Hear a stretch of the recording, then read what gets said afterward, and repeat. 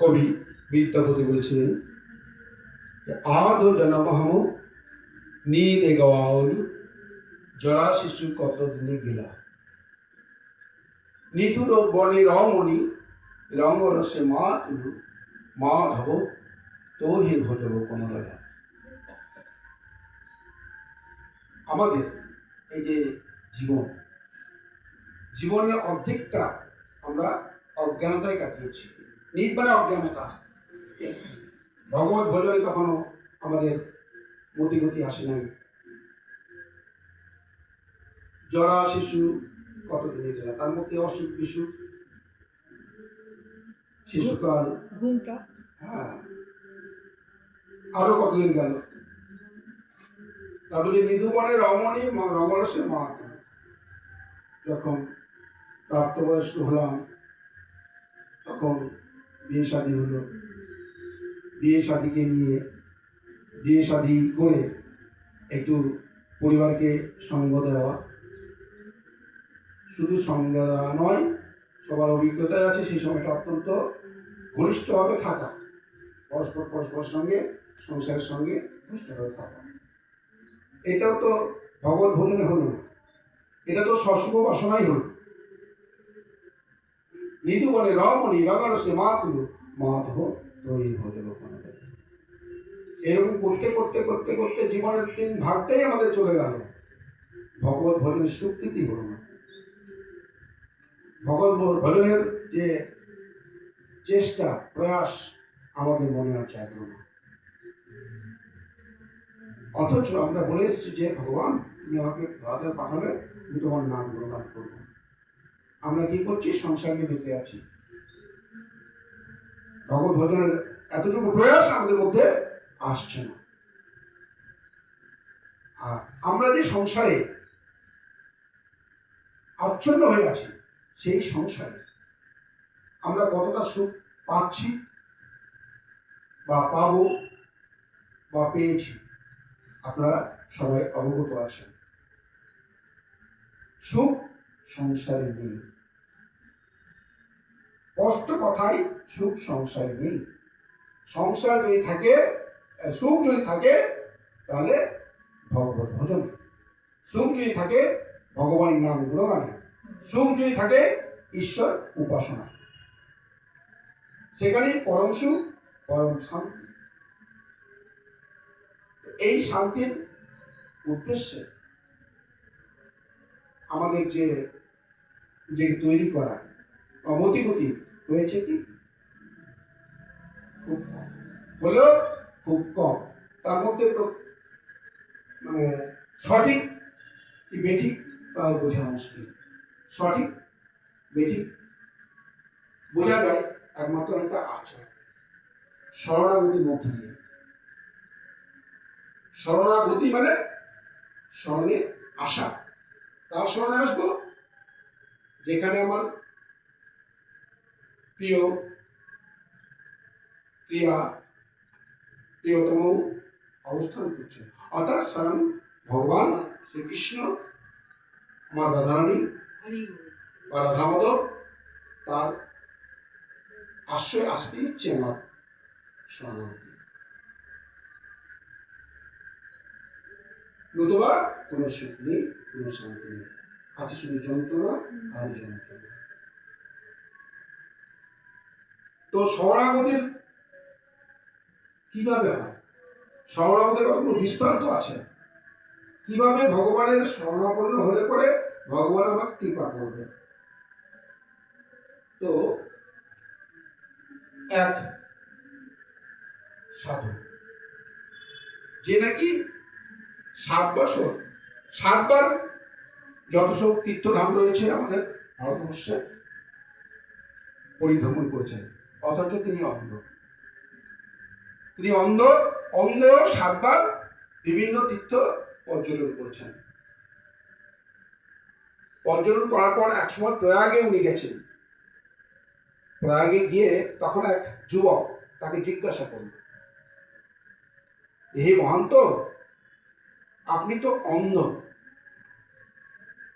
আপনি নাকি শুনলাম 7 বার আপনি বিভিন্ন মন্দির, বিভিন্ন তীর্থ দর্শন করেছেন এবং গোমুখ পর্যন্ত আপনি অতিক্রম করেছেন, গেছেন। তো আপনার পক্ষে কি করে এটা সম্ভব? একজন অন্ধ হয়ে বলছি তুমি গোমুখের কথা বলছো? আচ্ছা, এটা কি করে সম্ভব? তাহলে এক কাজ করো, এখানে আশেপাশে কোথাও খালখন্দ এরকম কিছু আছে? হ্যাঁ আছে, সামনে হবে, চলো আমাকে সেখানে নিতে হবে, চলো। তো এবার সেই মহান্তকে, সাধুকে নিয়ে তার কাছে গেল, সেই ভক্তের আগে কাছে গেল। এবার বললো সেই সাধু বা মহান্ত সেই যুবকটিকে, তুমি আমাকে ধাক্কা মারতে হবে না, সম্ভব না। কি করে সম্ভব? আপনি সাধু সন্তান, আপনি বয়োজ্যেষ্ঠ, আপনাকে এইভাবে ফেলা যায়? অসম্ভব, এটা করা যাবে না। তোমাকে আমি অনেক, আমার কাছে যা আছে সবই তোমাকে দিয়ে দেবো, তাও সম্ভব না। আমি তোমাকে স্বর্গের পথ পর্যন্ত দেখিয়ে দেবো, স্বর্গ পর্যন্ত পাঠিয়ে দিতে পারি, তুমি আমাকে এখানে ফেলে না, কখনো সম্ভব না। বলছো কখনো সম্ভব নয়? তোমাকে 5 মিনিটের দেখা, 5 মিনিটের কথাবার্তা, তাতেই তুমি আমার প্রতি এতটুকু আসক্ত হয়ে গেলে। আর আমি যে আজীবন ধরে এই অন্ধ চোখ নিয়ে ভগবানের ভজনা করছি, তুমি আমাকে 5 মিনিটের এতে ভালোবাসায় এই গর্তে ফেলতে পারছো না, ভগবান আমাকে ফেলে দেবে?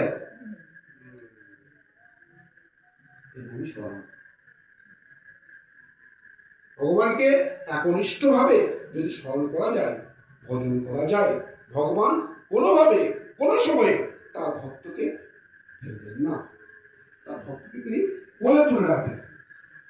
এর নামই স্মরণ। এরকম আরো একটা দৃষ্টান্ত, রাজস্থানের একটা যুবক রাজকুমার, তিনি আমেরিকায় পড়াশোনা করতে গেছেন। পড়াশোনা করার পর তিনি যখন ফিরছেন, ষষ্ঠী মানে নতুন বিয়ে করে তিনি ফিরছেন আমেরিকাতে, ফেরার পথে আটলান্টিক মহাসাগর, সেখানে লঞ্চ করে পাওয়া, স্টিমার করে পার হতে হয়। পার হচ্ছেন, ফেরার পথে অনেকটা এসে গেছে, তখন স্টিমারের যে চালক যান্ত্রিক গোলযোগ হয়েছে, সবাইকে ঘোষণা করে দিল যে আপনারা সাবধান, স্টিমার যখন তখন কিন্তু ডুবে যেতে পারে, আপনারা বাঁচার জন্য তৈরি হয়ে যান। হ্যাঁ, আটলান্টিক মহাসাগর।